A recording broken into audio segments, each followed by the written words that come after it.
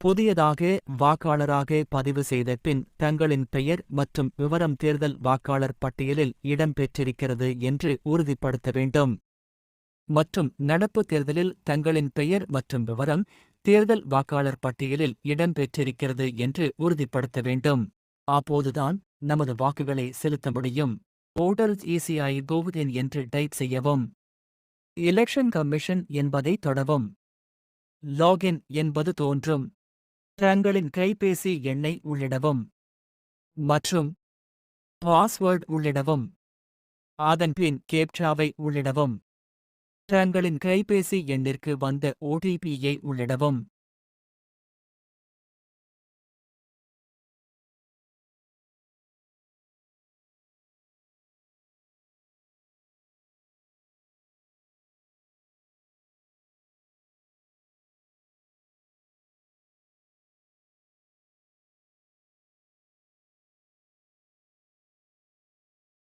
வாக்காளர் சேவை வாக்காளர் சேவை இணையதளத்திற்கு வந்தபின் கீழே வந்து வாக்காளர் அடையாள அட்டையில் பெயர் திருத்தம் செய்ய பதிவு செய்ய ஃபில் ஃபார்ம் 8 என்பதை தொடவும்.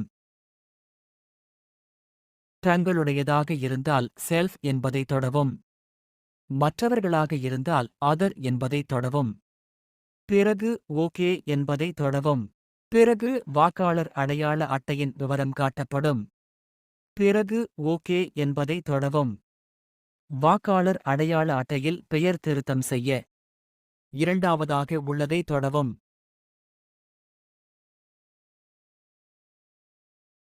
பிறகு வாக்காளர் அடையாள அட்டையில் உள்ள விவரங்கள் மற்றும் மற்ற சேவைகள் காட்டப்படும். பிறகு கீழே வந்தால் வாக்காளர் அடையாள அட்டையில் திருத்தம் செய்ய வேண்டியவற்றில் பெயர் என்பதை தொடவும். பிறகு உங்கள் சரியான பெயரை உள்ளிடவும்.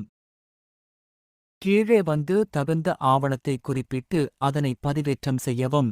தகுந்த ஆவணமாக ஆதார், எரிவாயு நுகர்வோர் அட்டை, வங்கி புத்தக முதல் பக்கம், பாஸ்போர்ட், பிறப்பு சான்று, பான் கார்டு, ஓட்டுநர் உரிமம், 10வது அல்லது 12வது மதிப்பெண் சான்றிதழ், வாடகை ஒப்பந்தம் மற்றும் விற்பனை பத்திரம் ஆகியவை பெயர் திருத்தம் செய்ய தகுந்த ஆவணமாக பதிவேற்றம் செய்யலாம்.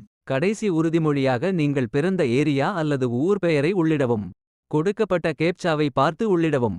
பிறகு ப்ரீவியூ அண்ட் சப்மிட் என்பதை தொடவும். அதன்பின் வாக்காளர் அடையாள அட்டையில் பெயர் திருத்தம் விண்ணப்பித்த பின் விண்ணப்பத்தை சரிபார்த்த பின் சமர்ப்பிக்க வேண்டும். மற்றும் விண்ணப்பத்திற்கான குறிப்பு எண் வழங்கப்படும். அந்த குறிப்பு எண்ணை பயன்படுத்தி விண்ணப்பத்தின் நிலையை அறிய உதவும். இந்த வீடியோ உங்களுக்கு பிடித்திருந்தால் சப்ஸ்கிரைப் செய்யவும்.